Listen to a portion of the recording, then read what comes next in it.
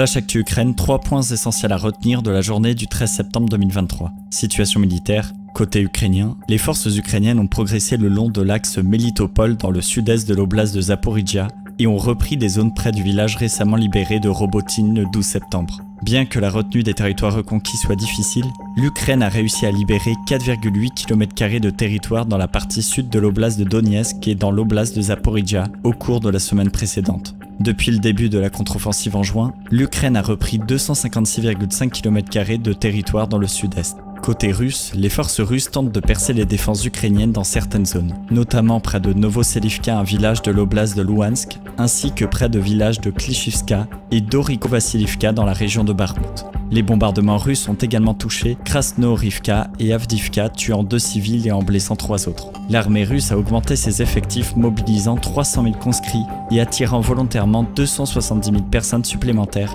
au cours des 6 à 7 derniers mois. La Russie prévoit de recruter jusqu'à 1500 personnes par jour. Cependant, ces efforts pourraient aggraver la pénurie de main-d'œuvre en Russie, qui est déjà un record de 42%.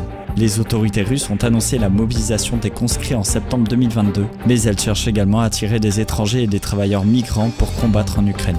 Dans la mer Noire, selon Ole Kipper, chef de l'administration militaire régionale d'Odessa, plusieurs drones de combat russes ont ciblé la région d'Izmaïl, entraînant des dégâts au port et à d'autres infrastructures civiles.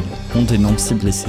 Par ailleurs, sur un sentier naval de Sébastopol en Crimée occupée, une attaque ukrainienne a provoqué un incendie. Le gouverneur de Sébastopol, Mikhail Razvoyayev, a déclaré que 24 personnes ont été blessées dans l'incident, attribuant l'incendie à une attaque de missiles de Kiev. L'Ukraine déclare avoir repris le contrôle de plateformes de forage de gaz et de pétrole dans la mer Noire, ce qui a un impact significatif sur la capacité de la Russie à manœuvrer dans la région. Ces plateformes, officieusement appelées les tours Boyko, avaient été achetées par l'Ukraine avant d'être occupées par la Russie après l'annexion de la Crimée en 2014. Soutien des alliés. En septembre 2022, le ministère allemand de la Défense a conclu un contrat de 9 millions d'euros avec la filiale de Rheinmetall pour la création d'un hôpital de campagne en Ukraine ainsi que pour la formation du personnel.